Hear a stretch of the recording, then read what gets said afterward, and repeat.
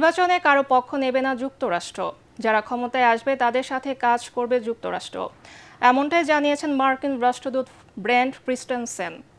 দুপুরে রাজধানীর আগারগাঁয়ের নির্বাচন কমিশনের সিইসির সাথে বৈঠক শেষে তিনি এসব কথা বলেন। এছাড়া ভোটের দিনে ঢাকা, চট্টগ্রাম, সিলেট ও যশোরে ভোট কেন্দ্র পর্যবেক্ষণে যাবেন মার্কিন প্রতিনিধি দল। পরে ইসি সচিব বলেন, তালিকা পেলে কমিশন তাদের প্রয়োজনীয় নিরাপত্তা ও প্রশাসনিক সহযোগিতা দেবে। ঐশী গোস্বামী প্রমার রিপোর্ট। আগারগাঁয়ের নির্বাচন কমিশনে প্রধান নির্বাচন কমিশনার এএমএম নাসির উদ্দিনের সঙ্গে বৈঠকে বসেন ঢাকায় নিযুক্ত মার্কিন যুক্তরাষ্ট্রের নতুন রাষ্ট্রদূত ব্রেন্ট ক্রিস্টেনসেন। সেখানে নির্বাচনের প্রস্তুতি, নীতিমালা ও কর্মপদ্ধতি নিয়ে আলোচনা হয়। বৈঠক শেষে রাষ্ট্রদূত বলেন, 12 ফেব্রুয়ারি নির্বাচন নিয়ে প্রধান নির্বাচন কমিশনারের সঙ্গে বৈঠকটি ফলপ্রসূ হয়েছে। As I said all the way back to my confirmation hearing before the U.S. Senate, I am very excited about the upcoming elections. I'm very much looking forward to them. আসন্ন এই নির্বাচন নিয়ে তার দেশ উচ্ছ্বসিত জানিয়ে তিনি বলেন, ভোটের দিন ঢাকা, চট্টগ্রাম, সিলেট ও যশোরের ভোট কেন্দ্র পর্যবেক্ষণে যাবেন মার্কিন যুক্তরাষ্ট্রের একটি প্রতিনিধি দল। We are prepared to work with any government who the Bangladeshi people elect to represent them going forward. পরে ইসি সচিব আক্তার আহমেদ বলেন, সারা দেশে প্রায় 9.5 লাখ নিরাপত্তা কর্মী বিভিন্ন স্তরে মোতায়েন থাকবে। এ নিয়েও মার্কিন প্রতিনিধি দলকে বিস্তারিত জানানো হয়েছে। রেফারেন্ডামের ব্যালটের সাথে গণনার সাথে সময়সীমা কত ইত্যাদি ইত্যাদি বিষয়, যেগুলো আমরা আপনাদেরকে নিয়মিতভাবে জানাতে চাই বা জানাচ্ছি, সেগুলো সম্পর্কে ওনাদের কৌতূহলটা ছিল। তিনি জানান, ব্যালট পেপারের ধরন ও মাঠ পর্যায়ের কর্মকর্তাদের প্রশিক্ষণ পদ্ধতি সম্পর্কেও ধারণা নিয়েছেন মার্কিন প্রতিনিধি দল। বিভিন্ন জায়গায় 11 দলীয় জোটের লোকজনের উপর হামলা চালিয়ে নির্বাচনী শৃঙ্খলার বিঘ্ন ঘটানো হচ্ছে বলে অভিযোগ করেছেন জামাতের আমির ডাক্তার শফিকুর রহমান। বিভক্তি নয়, সকলে মিলে নির্বাচনের সুষ্ঠু পরিবেশ বজায় রাখার আহ্বান জানান তিনি। নিজ নির্বাচনী আসন ঢাকা 15-এর কাফরুলে নির্বাচনী প্রচারণায় শফিকুর রহমান এসব কথা বলেন। এ সময় সবাই মিলে দেশ গড়ার জন্য এগিয়ে আসার তাগিদ দেন জামাতের আমির। বিস্তারিত জানাচ্ছেন ইয়াসিন রানা। মিরপুর কাফরুলে নির্বাচনী প্রচারণা চালান ঢাকা 15 আসনের প্রার্থী জামায়াতের আমির ডাক্তার শফিকুর রহমান। ভোটারদের সঙ্গে মতবিনিময় ও কুশল বিনিময় করেন তিনি। স্থানীয় নেতাকর্মী ও সমর্থকদের উপস্থিতিতে প্রচারণায় উৎসব মুখর পরিবেশের সৃষ্টি হয়। উন্নয়ন ও জনকল্যাণমূলক নানা প্রতিশ্রুতি তুলে ধরেন তিনি। নির্বাচিত হলে এলাকার অবকাঠামো উন্নয়ন, কর্মসংস্থান সৃষ্টি, শিক্ষা ও স্বাস্থ্যসেবার মান উন্নয়নে বিশেষ গুরুত্ব দেওয়া হবে বলে জানান জামায়াতের আমির।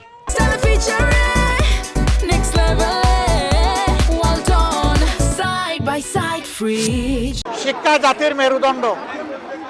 শিক্ষা ঠিক হলে ইনশাল্লাহ জাতি ঠিক হবে। আমরা যদি বেটার এডুকেশন দিতে পারি, তাহলে বেটার নেশন আমরা বিল্ড আপ করতে পারবো। তিনি বলেন, লেভেল প্লেইং ফিল্ড না থাকায় 11 দলীয় জোটের প্রার্থীদের ওপর হামলার ঘটনা ঘটছে। আমার একজন প্রতিদ্বন্দ্বী এখানে আসেন অনেকেই, একজন বিশেষ প্রতিদ্বন্দ্বী আছেন, তাকে আমি ওয়েলকাম করি। আসেন ময়দানে, আমরা সবাই সবার কথা নিয়ে যাই, সুন্দরভাবে, ভদ্রভাবে, শান্তভাবে, সুশৃঙ্খলভাবে সবাই সবাইকে সম্মান করি এবং যার যার কথা আমরা জনগণের হাতে ছেড়ে দেই। নির্বাচনের সুষ্ঠু পরিবেশ বজায় রাখতে সবাইকে ঐক্যবদ্ধভাবে কাজ করার আহ্বান জানান জামায়াতের আমির। পিছন নিয়ে আমরা আর কামড়াকামড়ি করতে চাই না, আর জাতিকেও আমরা বিভক্ত করতে চাই না। আমরা সবাই মিলেমিশে ইনশাল্লাহ সামনে আগাতে চাই। এছাড়াও এদিন মণিপুর বালিকা উচ্চ বিদ্যালয় মাঠে মহিলা সমাবেশে অংশ নেন শফিকুর রহমান। কিছু কিছু জায়গায় দুঃখজনকভাবে আমাদের মাদেরকে থামিয়ে দেওয়ার চেষ্টা করা হচ্ছে, আরো বেদনাদায়কভাবে কোনো কোনো জায়গায় হেনস্থা করা হচ্ছে, গায়ে হাত দেওয়া হচ্ছে। আল্লাহর দোহাই দিয়ে বলি, এই কাজ তোমরা যারা করেছো, তোমরা নিজের অনেক ক্ষতি করে ফেলেছো। আমি বিশ্বাস করি একজন নিরীহ ইমানদার দেশপ্রেমিক মায়ের হাতে গায়ে কেউ হাত দিলে আল্লাহর আরশ থরথর করে কেঁপে উঠবে। পরে হারমান মেইনার স্কুল, মিরপুর 10 নম্বর ফলপট্টি এলাকায় গণসংযোগ করেন তিনি। আগামী 12 ফেব্রুয়ারি দাঁড়িপাল্লার প্রার্থীরা বিপুল ভোটে জয়লাভ করবে বলে প্রত্যাশা ব্যক্ত করেন জামায়াতের আমির শফিকুর রহমান। নির্বাচনী সফরের অংশ হিসেবে কাল উত্তরবঙ্গ যাচ্ছেন বিএনপি চেয়ারম্যান তারেক রহমান। রাজশাহী, নওগাঁ ও বগুড়ায় একাধিক জনসভায় অংশ নেবেন। এদিকে নিজ নির্বাচনী এলাকা বগুড়ায় তারেক রহমানের আগমন ও জনসভাকে কেন্দ্র করে উৎসবের পরিবেশ বিরাজ করছে পুরো জেলায়। দীর্ঘ ১৯ বছর পর দলের শীর্ষ এই নেতার আগমনকে ঘিরে জেলা বিএনপি ও অঙ্গ সংগঠনগুলোর প্রস্তুতিও ব্যাপক। একদিকে জেলাবাসীর চোখে মুখে নতুন উদ্দীপনা, অন্যদিকে নেতাকর্মীদের মাঝে সাংগঠনিক চাঞ্চল্য। প্রতিনিধিদের পাঠানো তথ্যচিত্র নিয়ে বিস্তারিত জানাচ্ছেন নিয়াজ জামান সজীব। ২ দশকেরও বেশি সময় পর বৃহস্পতিবার উত্তরবঙ্গের রাজশাহীতে নির্বাচনী জনসভায় অংশ নিতে যাচ্ছেন BNP chairman Tarique Rahman.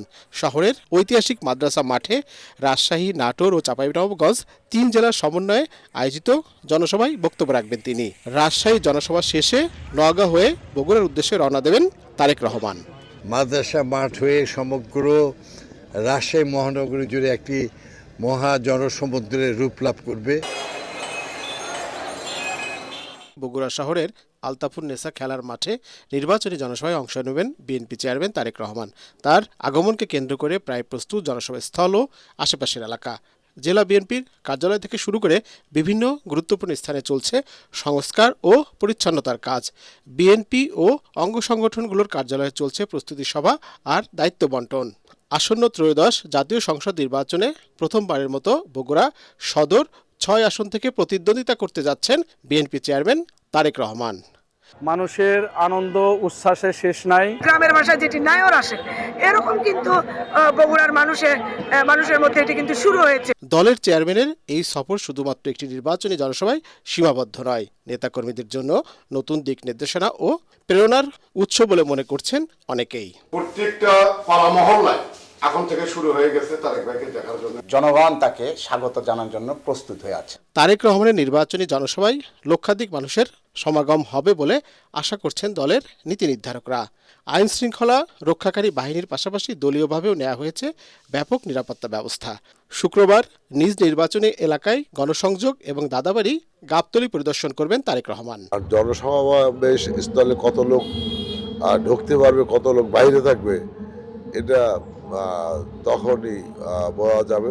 BNP চেয়ারম্যানের বগুড়া আগমনকে কেন্দ্র করে জেলার রাজনৈতিক অঙ্গনে সৃষ্টি হয়েছে এক ভিন্ন আবহ। সেই আবহ জেলার রাজনীতি ও নির্বাচনী মাঠে আরও গতি বাড়াবে, এমনটাই মনে করছেন স্থানীয় নেতাকর্মীরা। একটি রাজনৈতিক দল বাড়ি বাড়ি গিয়ে ভোটারদের এনআইডি ও মোবাইল নাম্বার সংগ্রহ করে নানা প্রলোভন দেখে ভোট আদায়ের চেষ্টা করছে বলে অভিযোগ করেছে বিএনপি। গুলশানে দলের নির্বাচনী কার্যালয়ে সংবাদ সম্মেলনে বিএনপির নির্বাচন পরিচালনা কমিটির মুখপাত্র ডক্টর মাহাদি আমিন এই অভিযোগ করেন। এটিকে সুস্পষ্ট নির্বাচনী আচরণবিধি লঙ্ঘন অভিযোগ করে নির্বাচন কমিশনের হস্তক্ষেপ চান তিনি। মাহাদি আমিন বলেন, একটি রাজনৈতিক দল বিএনপির বিরুদ্ধে দুর্নীতির অসত্য অভিযোগ আনছে। বিএনপি ক্ষমতায় থাকার সময় কখনোই দুর্নীতিকে প্রশ্রয় দেয়নি বলেও দাবি করেন তিনি।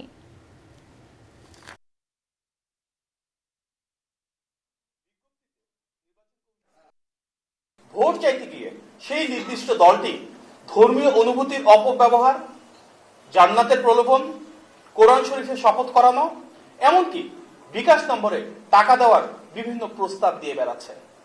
ফলে যারা নিজেরাই টাকা দিয়ে ভোটারদের ভোট কেনার চেষ্টা করছে, আবার তারাই যখন দুর্নীতির গল্প শোনাচ্ছে, সেটি তাদের তথাকথিত সততাকে প্রশ্নবিদ্ধ করছে।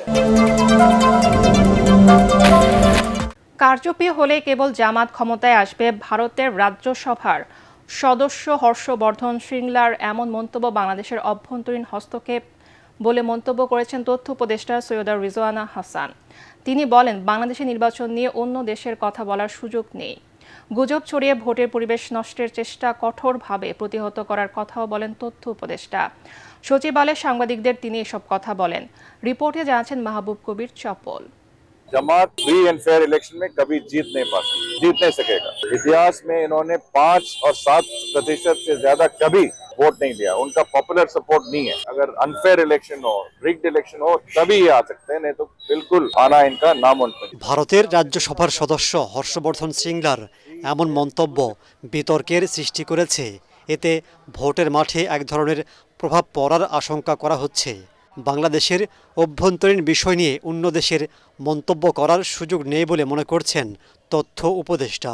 নির্বাচন সম্পূর্ণ একটি দেশের অভ্যন্তরীণ বিষয়, সেইখানে অন্য দেশ বিশ্লেষণ করতে পারে, কিন্তু মতামত তো দেওয়ার সুযোগ রাখে না। কে জিতলে কি ধারণা করবে জিতবার আগেই এত কথা বলে দিলে তো এই মন্তব্য বস্তুনিষ্ঠ সেরকম মনে করার আমাদের কোনো সুযোগ থাকছে না।